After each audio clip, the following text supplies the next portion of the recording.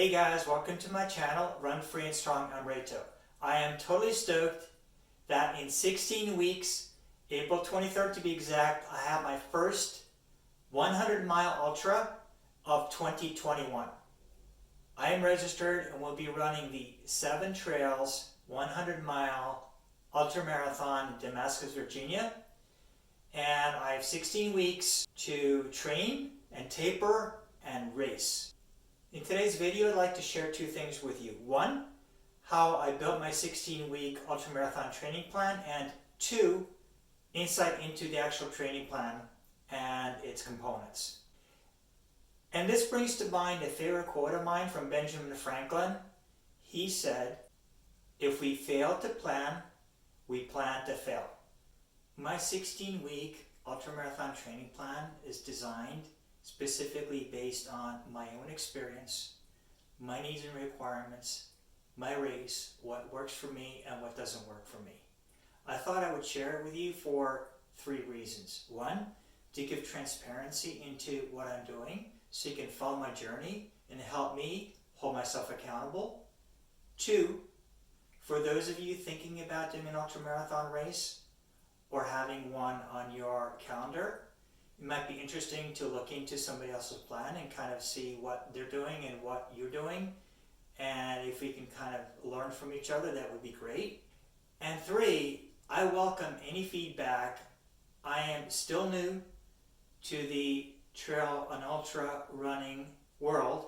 I have a lot of experience as a runner, but trail and ultra running is still new to me, so I welcome any and all feedback, comments, questions, criticisms, what have you. Just throw it at me and put it in the comments below. Let me know. I appreciate that. So without further ado, let's dive right in. First, I would like to share how I built my training plan, and then we'll walk through my actual training plan. To build an ultramarathon training plan, the first thing we do is we choose an ultra race. For 2021, I'm registered for 3 ultramarathons. In April, the 100-mile 7 Trails Ultra in Damascus, Virginia. In July, the 68K or 42-mile Swiss Alpine Mountain Trail Race in Davos, Switzerland. And in September, the 100-mile Yeti in Damascus, Virginia. So I've chosen my 3 ultra races, and there's several considerations. First is the type of ultra race. Is it a runnable course? Is it a technical trail with vert? What type of race is it? Second consideration is the distance. Is it a shorter ultra from 50K on up? Or is it a longer ultra from a 100-miler? Or in some cases, maybe even a 200-miler? And then what is the race style we're going to choose? Is it a supported ultra with crew, pacer, aid stations? Is it self-supported? Or is it unsupported where we carry everything in and out? Next thing we do is we set our goals. I start with a retrospective and look back at lessons learned from past races and training.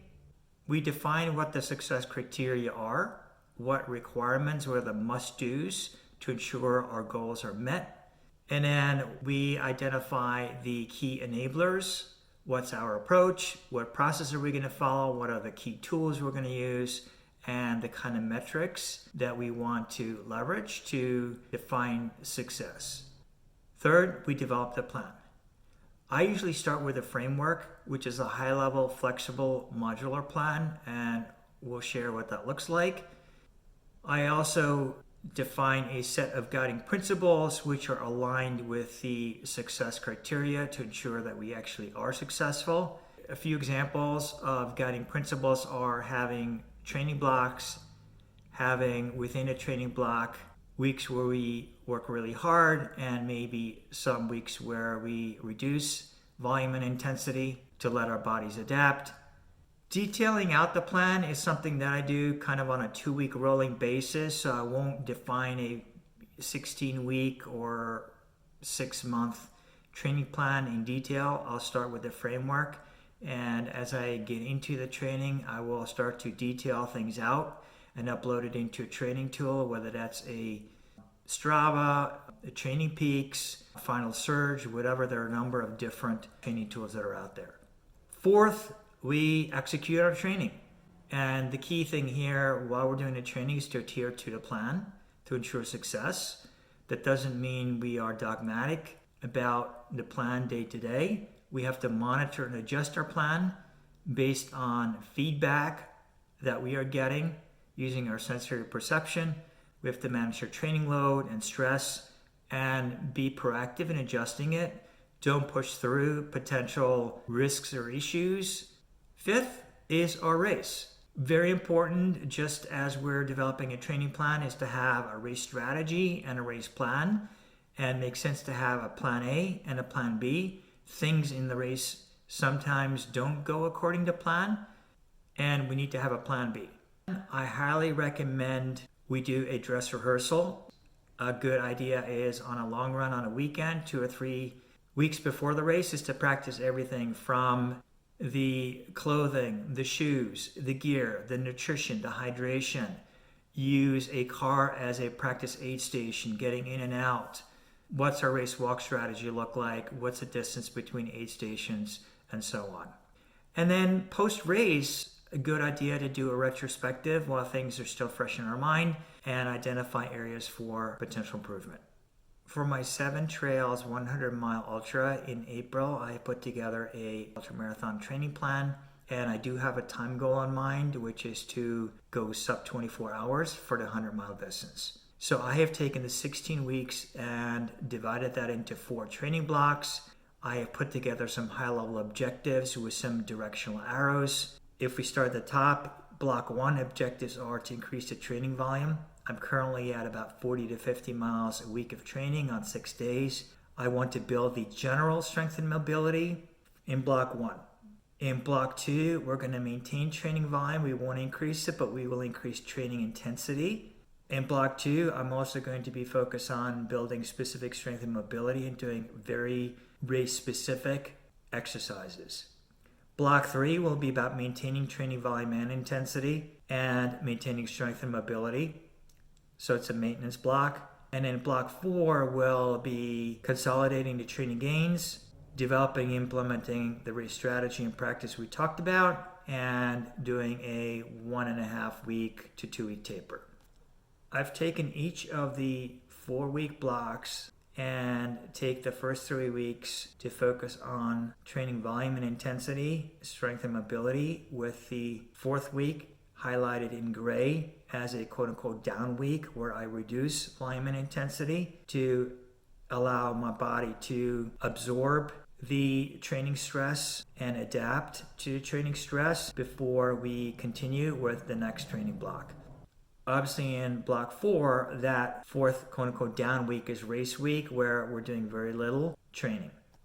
I put here 3 key things I'm going to be focusing on: time on my feet, and I've calculated the approximate mileage, and then also a vertical gain. Now, I mentioned that this is a flat runnable course. I want to do a little bit more than is required for this race because my July race is the Swiss Alpine, which has almost 9,000 feet of vertical within the 68K or 42 miles. So that is definitely something I want to start working on now. And finally, it's this training structure in 2 columns. So the left column, I have the weekly Monday through Sunday schedule, and then on the right column, I've defined what those things mean. So Monday for me is always an off day after a hard weekend. Tuesday, easy run with strides.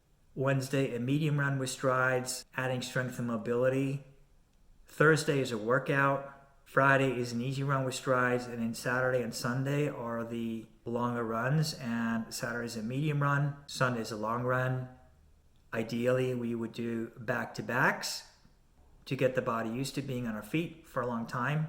So a couple of things to note here is Monday's completely off.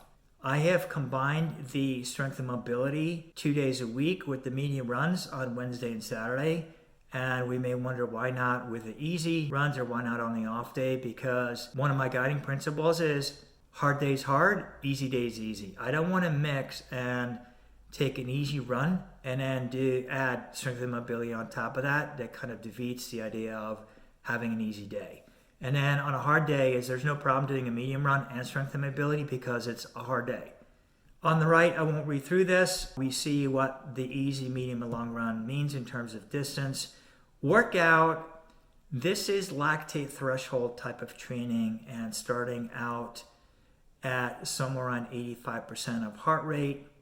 The idea is not to race these, and we can see there the different ideas from fartlek to tempo runs, progressions, hill repeats, track repeats, and later as we get into the block 2 and 3, we are lengthening those lactate threshold workouts, more volume, potentially longer repeats, including mile repeats.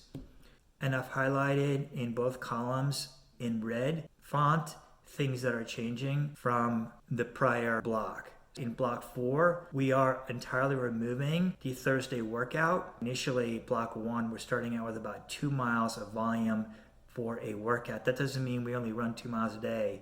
I usually do a 3-mile warm-up. I may or may not do some strides before the lactate threshold workout and then do the 2 miles, and later we'll up that to 3 miles and do a 1 to 2 mile cool down. So all in, we're still looking at 6 to 8 miles of total running on the workout day. In terms of the long runs, I've started out block 1, 15 to 25 miles. Obviously, we're going to start out with 15-mile long runs and work our way up to 25. So my feeling is 25 miles, even for a 100-miler, is more than sufficient, especially if we do hard back-to-back, where we may do a 10-miler on a Saturday and a 25-miler on a Sunday. That's 35 miles. And in block 4, we start to ramp that down again. Our long runs start to decrease, and obviously week 15, we are not doing a very long run, and then the final week, week 16, which is race week, we don't do a long run. We do a couple of easy runs. My race day happens to be on a Friday, so I may run Monday, Tuesday, take Wednesday, Thursday off, and then race on Friday. So that's it for the how to build a training plan, how I approach that, and looking at a 16-week ultramarathon training plan. If you found this video useful, I would really appreciate it if you give it a thumbs up, hit the like button, leave me a comment below. What are your next races coming up? And if you are new to my channel, would really appreciate if you consider subscribing to follow my journey. I'm uploading content 3 days a week, Monday, Wednesday, and Friday. Thanks very much, and see you in the next one.